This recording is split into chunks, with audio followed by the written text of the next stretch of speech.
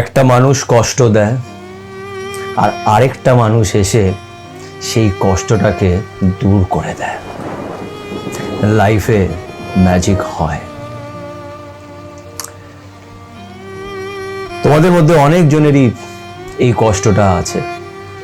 লাইফে কেউ এসেছিল, অনেক ভালোবাসা দিয়েছিল, অনেক বড় বড় কথা বলেছিল, তোমরা সাথে অনেক স্বপ্ন দেখেছিলে, সেই স্বপ্নটা ভেঙে গেছে।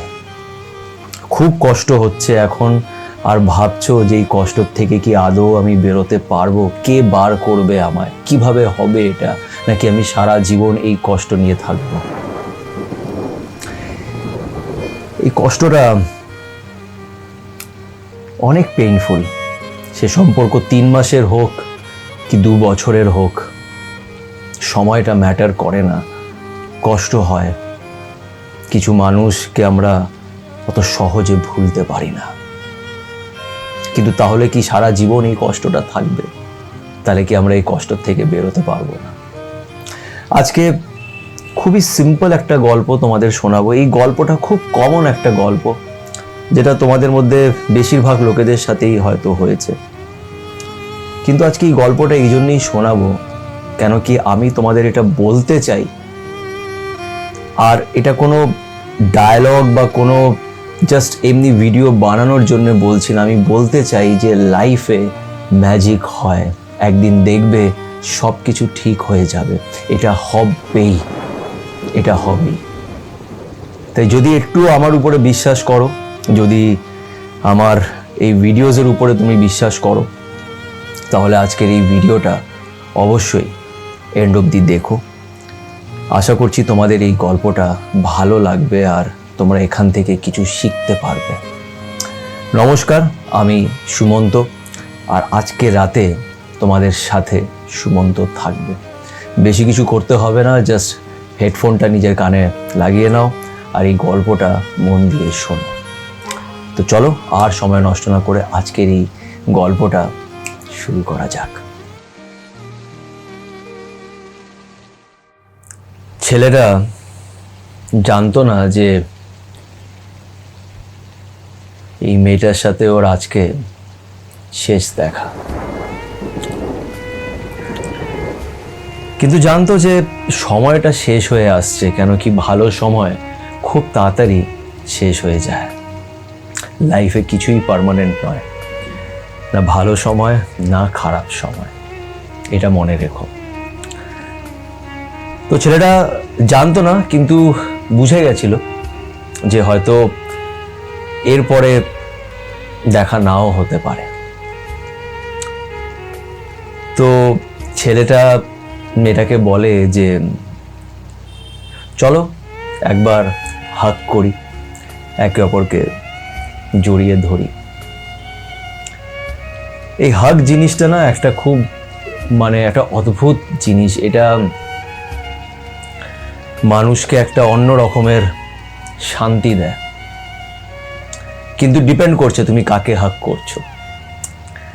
যাই হোক, তো ছেলেটা মেয়েটাকে বলে যে চলো একবার হাগ করি, কিন্তু মেয়েটা বলে যে আজকে আর সময় হবে না। কেন কি বাড়ি যেতে হবে, অনেক কাজ আছে, সময় হবে না।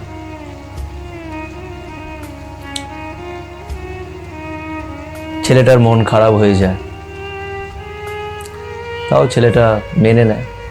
যেহেতু ছেলেটা মেয়েটাকে খুব ভালোবাসতো, তো ঠিক আছে, যাও বলবে সেটাই। তারপরে মেয়েটা চলে যায়, আর তারপরে তাদের আর কখনোই দেখা হয় না।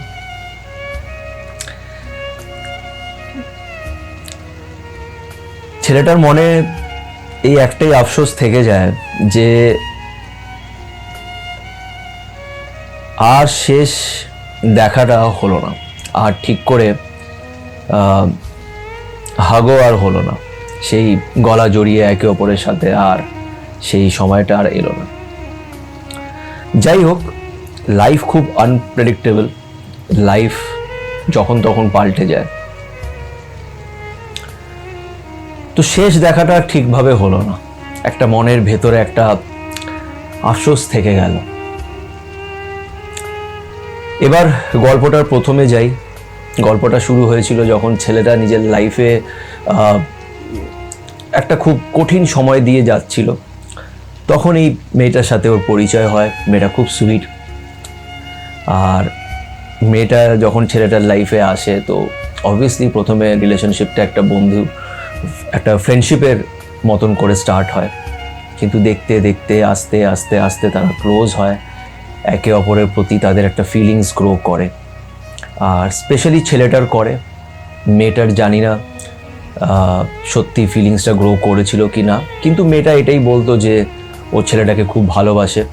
আর দেখতে গেলে মেয়েটাই বেশি করে ছেলেটার দিকে এসছিল, নিজের ব্যাপারে বলতে শুরু করে। মেয়েটা ছেলেটাকে বলে যে সে পছন্দ করে, তো মেয়েটাই নিজের তরফ থেকে বেশি করে এসছিল।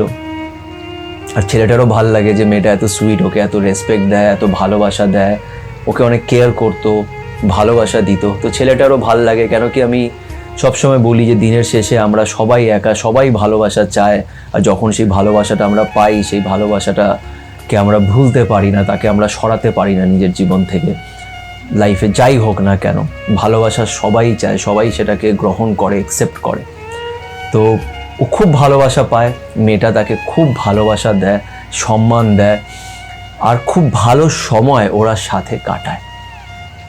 কিন্তু যেমন হয়, যেমন অন্যান্য গল্পতেও হয়, একটা সময়ের পরে যখন ছেলেটা মেয়েটার প্রতি এতটা অ্যাটাচড হয়ে যায়, তাকে এতটা ভালোবাসতে লাগে, তখন মেয়েটা সরে যায়। ওই যে বললাম যে ভালো সময় খুব তাড়াতাড়ি শেষ হয়ে যায়। অনেক সময় দোষটা কারুরই থাকে না, সত্যি বলছি, দোষটা এখানে আমি এইভাবে মনে করি যে দোষটা ছেলেটারও নেই, মেয়েটারও নেই। কিন্তু হ্যাঁ, একটা ব্যাপার কি জানো তো,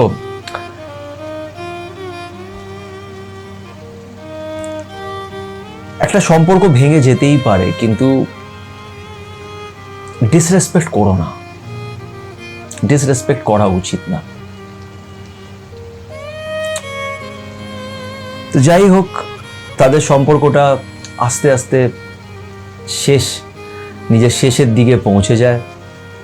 মেয়েটা তাকে ছেড়ে দিয়ে চলে যায়। ছেলেটা মেয়েটার অপেক্ষা করতে থাকে, আর বছর কেটে যায়। ছেলেটা খুব কষ্ট পায়।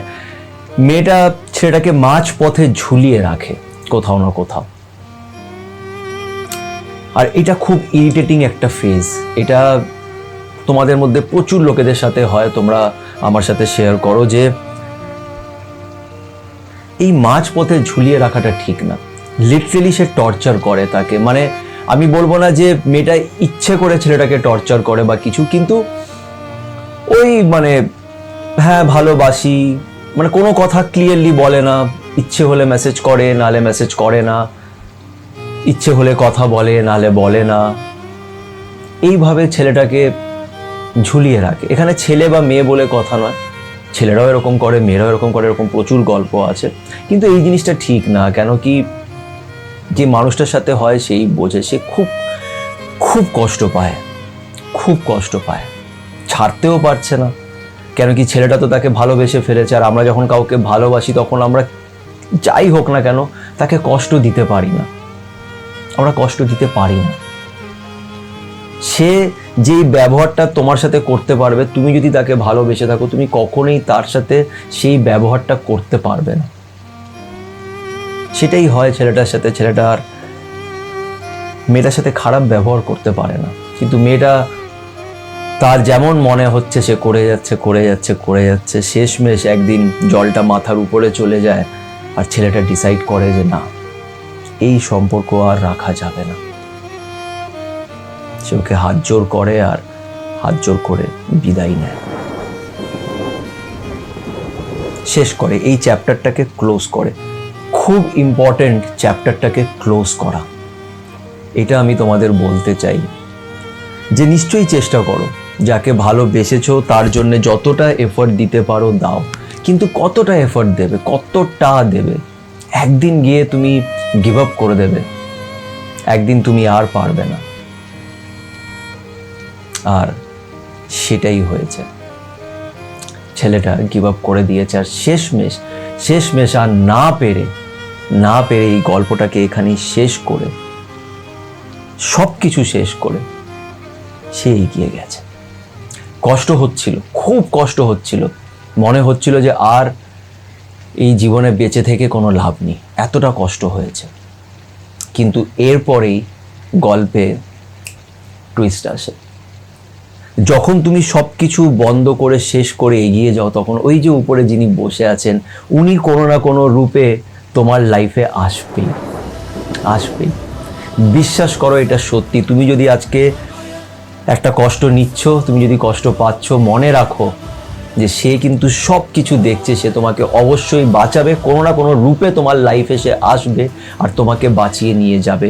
এটা গ্যারেন্টিড, এটা 100% অ্যাসিওরেন্স আমি তোমাকে দিচ্ছি, যেটা হবেই। লাইফে ম্যাজিক হয়, ছেলেটার লাইফেও ম্যাজিক হয়। একটা মানুষ তার জীবনে আসে, তাকে সে ফ্রেন্ড বলে বলতে পারবে না, সেই মানুষটা তার জীবনে আসে, আর এই মানুষটা তার সব কষ্টকে হিল করে দেয়। এরকম হয়, লাইফে ম্যাজিক হয়। যেদিন তুমি এগিয়ে যাবে বিশ্বাস রেখে যে সে আছে, সেদিন লাইফে ম্যাজিক হবে। সেদিন লাইফে ম্যাজিক হয়।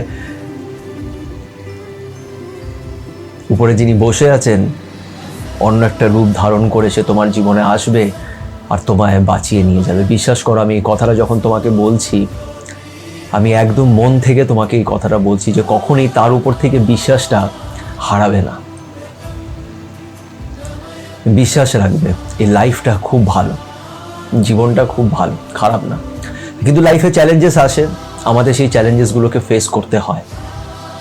কিন্তু বিশ্বাস রেখে এগিয়ে যাবে, তাহলে দেখবে যে সব কিছু ঠিক হয়ে গেছে একদিন। তো গল্পটা এরকমই ছিল। আশা করছি তোমাদের মধ্যে অনেকজন এই গল্প থেকে আজকে রিলেট করতে পারবে। আর বেশি কিছু বলার নেই। আশা করছি তোমাদের এই গল্পটি ভালো লেগে থাকবে। আর যদি ভালো লেগে থাকে তো প্লিজ নিজের ভ্যালুয়েবল কমেন্টস আমার সাথে শেয়ার করো, এই গল্পটা নিজের বন্ধুদের সাথে শেয়ার করো। বিশ্বাস রেখো, লাইফটা এতটাও খারাপ না যতটা আমরা সেটাকে ভাবি। তো লাইফ ভালো, আর লাইফ তোমাকে ধাক্কা মেরে এগিয়ে নিয়ে যাবে। তাই বিশ্বাস রেখে এগিয়ে যাও। যেই চ্যাপ্টারটা শেষ হয়ে গেছে ওটাকে শেষ করে নতুন চ্যাপ্টারে প্রবেশ করো। লাইফ সত্যি খুব ভালো। সবাই ভালো থেকো।